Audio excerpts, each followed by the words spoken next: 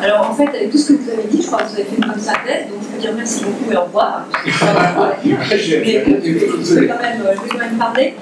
Et donc ce que je vais faire, je vais vous faire une présentation assez personnelle finalement, et assez enracinée dans l'ici et maintenant, parce que je ne pense pas qu'on puisse parler aujourd'hui comme on aurait parlé il y a 3 mois et demi, hein, quand la maison a été ouverte et fermée immédiatement, et donc on est très content de le réouvrir aujourd'hui. Donc si j'ai fait des slides, même si j'ai horreur des slides d'habitude, c'est pas pour vous mettre du texte, mais plutôt pour vous mettre des images. Je voulais partager avec vous finalement ce que j'ai ressenti moi, ce qui s'est passé donc il y a 3 mois et demi. Alors je commence par un chiffre, et excusez-moi, je ne peux pas m'asseoir quand je parle, donc je commence par un chiffre qui est 106, et 106 c'est quoi? C'est simplement le nombre de jours que nous avons vécu, que j'ai vécu, que vous avez vécu, depuis le confinement, hein, depuis le premier jour du confinement.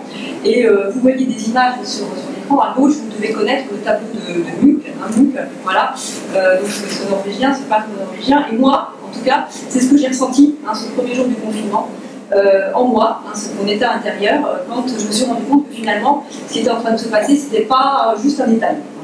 Et j'ai quand même souhaité mettre à gauche un autre tableau, même peintre qui est moins connu, qui s'appelle le Soleil, qui s'appelle le Cri, qui correspond aujourd'hui à mon état intérieur, sachant qu'entre les deux, j'ai beaucoup travaillé sur moi, et donc je vais vous faire partager de ce que j'ai vécu. Et une autre image là, c'est cette image de cet athlète qui court, c'était un petit peu moi avant, peut-être probablement vous aussi, on court un peu dans tous les sens, et tout d'un coup, on s'aperçoit qu'on est bloqué dans notre élan par un fil, là, avec une main. Alors la main, c'est certainement pas la main invisible du marché que l'on connaît bien, mais là, c'est la main invisible du Covid, et on ne sait pas trop ce qu'il y a derrière, mais en tout cas, on a tous été stoppés en plein élan. Et je vous mets derrière une autre image qui a été, donc ça c'est en 79 de notre ère, hein, ça c'est un journal ici à Marco, c'est Pompéi. Hein. On s'est retrouvé un peu comme ce monsieur, et on espère qu'on ne terminera pas comme lui, où on s'est trouvé un peu cristallisé chez soi avec ses conforts, avec nous c'est des pâtes, du riz, je ne sais quoi, et ça nous a fait un arrêt sur image en fait. Et on s'est retrouvé en plein plongé dans ce que j'appelle le lac de l'incertitude. Alors l'incertitude a toujours existé sur Terre. Ça fait partie de nous, hein, voilà. Simplement là, on a été plongé dans le lac, hein, c'est-à-dire qu'on ne peut plus faire semblant, on était vraiment dedans. Et il a fallu apprendre à marcher avec. Et du coup, voilà, moi, l'image qui représente bien mon état intérieur en entrée du confinement, je me suis trouvée comme finalement la chenille dans une chrysalide. Cette image, vous imaginez, on est prisonnier dans quelque chose. Et alors, ce sur quoi je voulais insister, c'est qu'en fait, la chenille dans la chrysalide, vous avez l'impression, en la regardant, qu'il ne se passe rien. En fait, c'est faux. Sauf que ça ne se voit pas, ça se passe dans l'invisible, il se passe énormément de choses, on se transforme. Donc moi, à titre personnel, j'ai été transformée énormément à l'intérieur. Je ne suis pas sûre que je suis capable de mettre des mots dessus. Je fais le pari que vous avez tous été transformés, et peut-être que vous aussi, vous ne savez pas mettre des mots dessus, mais à l'image de la chenille dans la chrysalide, nous avons été transformés. Donc ça s'appelle en fait des transformations silencieuses. Donc c'est un philosophe qui s'appelle François Julien, qui est sinologue et helléniste, qui décrit ça très bien, les transformations silencieuses. On accumule du potentiel de situation, et à un moment, c'est le moment de sortir, et donc ça devient ça. Et donc moi, la question que je vous pose, c'est quel type de papillon avez-vous envie d'être aujourd'hui et demain? Alors, sachant que finalement, il y a un point très important à prendre en compte, hein, là je cite Keynes, c'est que la difficulté, c'est pas de comprendre les idées nouvelles, mais surtout d'échapper aux idées anciennes. Et c'est ça un peu qui nous pend là autour de nous, hein, parce qu'on redémarre peut-être avec des belles couleurs de papillons, mais si on ne transforme pas plus ce qu'on a à l'intérieur de soi, on risque de repartir comme avant en ayant l'impression qu'on fait autre chose. Et ça, c'est extrêmement problématique. Alors, comment se transformer? Je vous partage la façon dont je vois les choses. Moi, je vois la transformation que j'ai vécue, je partage avec vous en 3 étapes. La première étape, c'est se recentrer sur soi, être soi, je vais le détailler après. La deuxième étape, c'est bouger, agir. Et là, c'est l'effectuation qui permet de le faire. Je vais expliquer les mots, les gros mots, le jargon, ne vous inquiétez pas. Et la troisième étape, c'est l'humain et la technologie. Donc j'en viens là à la science artificielle, mais pas que, comme levier finalement de co-création. Donc j'explique ces trois étapes dans la suite. Et donc commence la première étape, et c'est ce qu'on a été obligé de faire pendant le confinement, c'est qui suis-je? On s'est tous plus ou moins posé cette question-là, parce qu'on a été obligés, de manière consciente ou inconsciente. Donc ça pose la question de la raison d'être, que Philippe évoquait tout à l'heure. Et moi je vous pose la question, est-ce que vous savez Est-ce que vous savez, mesdames et messieurs, quelle est votre raison d'être? La raison pour laquelle vous êtes là sur Terre. Alors moi, je vous donne la mienne, donc je me dévoile, hein, voilà.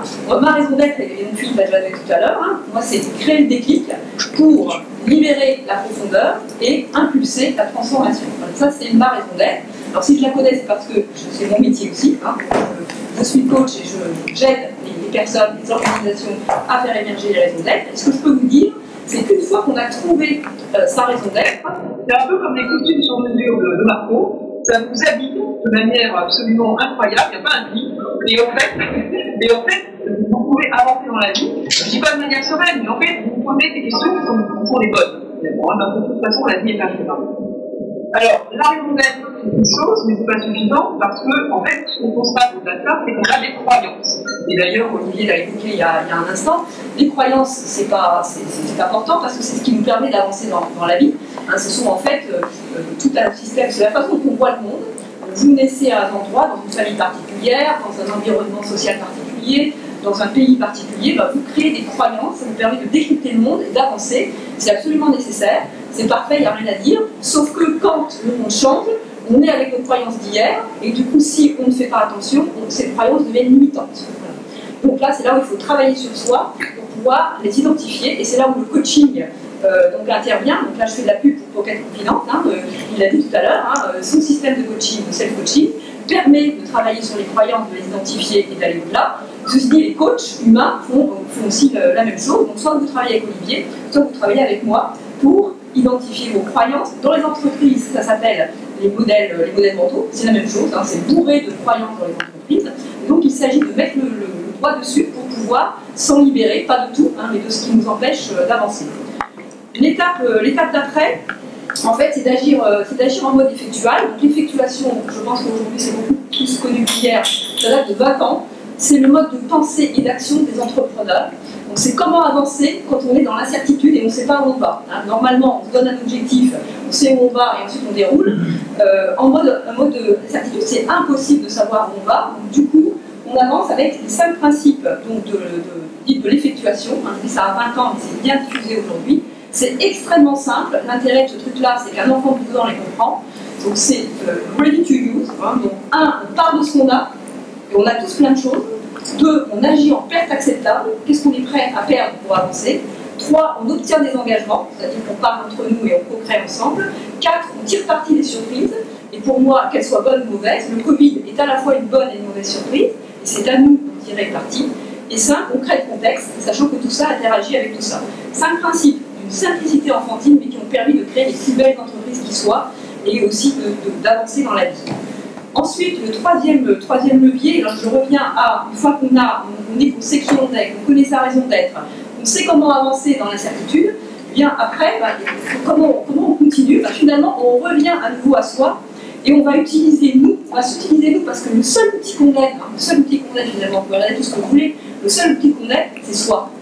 Et souvent, on ne s'utilise que très partiellement. C'est-à-dire qu'on a trop tendance à utiliser son côté mental, son côté cérébral, et on oublie tout le reste. Mais les êtres humains sont beaucoup plus qu'on ne le pense. On n'utilise pas assez notre intuition, n'est-ce pas Sacha, qui est un fan de l'intuition, hein, donc là je signe. On n'utilise pas assez nos sensations, donc le corps avec ses sensations, c'est également un outil absolument exceptionnel, et également nos émotions hein, qui nous permettent d'avancer. Quand on utilise tout cela, donc c'est l'être humain augmenté, mais pas augmenté par la technologie, augmenté simplement en ayant conscience de qui il est, et qu'on rajoute derrière, là cette fois-ci c'est le moment, la technologie, et donc en particulier l'intelligence artificielle, eh bien on est capable de finalement transformer le monde en étant aligné par rapport à sa nature profonde, et c'est pour moi l'essentiel, et pour éviter que le monde aille de travers. Voilà.